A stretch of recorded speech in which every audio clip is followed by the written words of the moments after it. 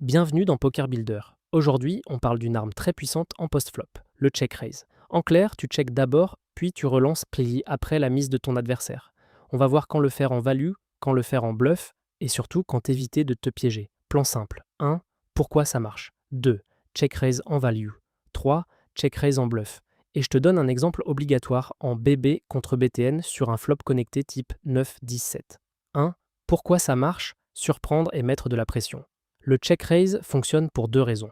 D'abord, ça surprend. Beaucoup de joueurs associent le check à de la faiblesse. Donc, quand tu check, l'adversaire se dit « il a raté, je vais miser ».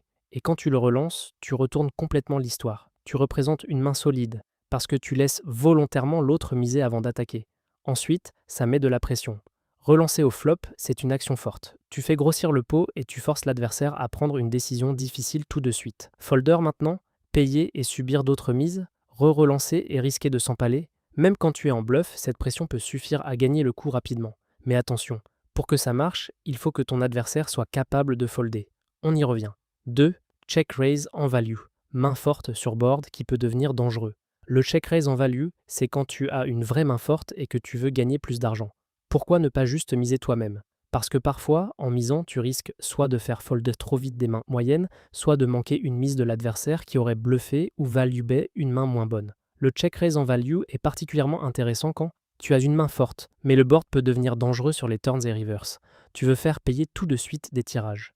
Tu joues contre quelqu'un qui CB beaucoup au flop. Exemple de main qui se prête bien au check raise en value. Deux paires ou mieux sur un board connecté.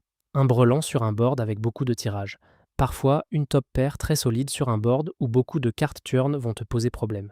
Imagine un flop du type 9-17 avec deux couleurs. Si tu as par exemple un brelan de 9 ou deux paires 19, tu n'as pas envie de laisser une carte gratuite. Un 8, un valet, une dame, une couleur qui rentre. Trop de mauvaises turns possibles. Check raise ici, c'est dire « tu veux continuer ? Très bien, tu payes cher ». Un point important, le sizing.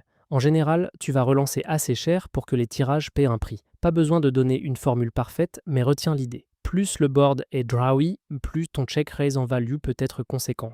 3. Check raise en bluff. Bon board et bon profil. Le check raise en bluff, c'est l'autre côté de l'arme. Tu n'as pas une main faite très forte, mais tu utilises la crédibilité de la ligne pour faire folder. Pour bien choisir tes spots de check raise bluff, pense à deux critères. Le board. Est-ce que ce board touche ta range de défense et est-ce qu'il fait peur à l'attaquant ? Le profil adverse, est-ce que cette personne sait folder ou est-ce qu'elle paie pour voir ? Les boards qui se prêtent bien au check raise bluff sont souvent des boards connectés, moyens, qui touchent beaucoup la blind défense, des 8, 7, 6, 9, 8, 7, 10, 9, 7.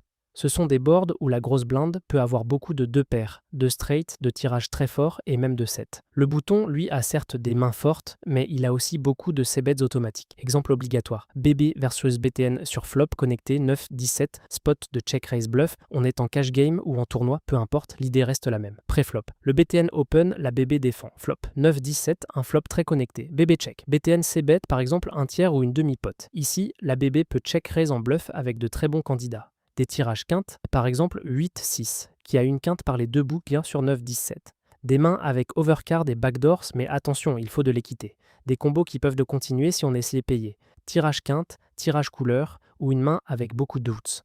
Pourquoi ce check raise bluff est crédible ? Parce que sur 9-10-7, la BB représente naturellement beaucoup de mains fortes. 9-10, 10-7, 9-7, des 7, 9-9, 10-10, 7-7.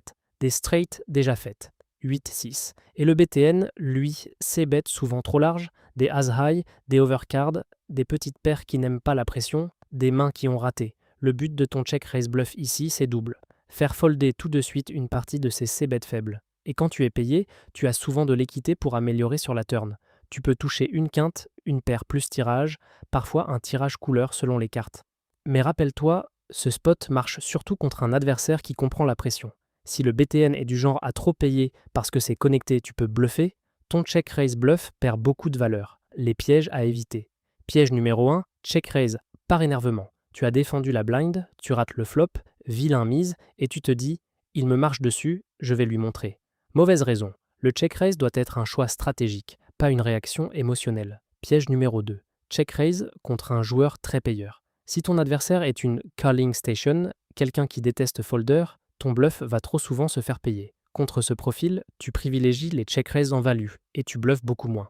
Piège numéro 3, surestimer sa fold equity. C'est le piège classique, croire que ça fait peur, donc ça va passer. En réalité, beaucoup de joueurs, surtout en petite limite, paient en trop. Pose-toi la question, est-ce que mon adversaire est capable de folder une top paire, une deuxième paire, un tirage? S'il paie trop souvent, ton check raise bluff est rarement rentable. Mini exercice. Prends 10 secondes et réponds mentalement. Cite un profil contre lequel tu check raise bluff rarement. Indice, c'est celui qui paie trop, qui n'aime pas folder et qui veut voir une turn tout le temps. Conclusion. Le check raise, c'est une arme de pression et de surprise. En value, il te permet de faire payer tout de suite sur des boards dangereux. En bluff, il peut être très rentable sur les bons boards, surtout contre des adversaires capables de folder. Si tu veux progresser plus vite sur ce genre de spot post-flop, va faire un tour sur pokerbuilder.com. C'est une plateforme tout en un pour joueurs de poker, pensée pour structurer ton apprentissage, travailler tes décisions et construire un jeu solide. On se retrouve dans le prochain épisode de Poker Builder.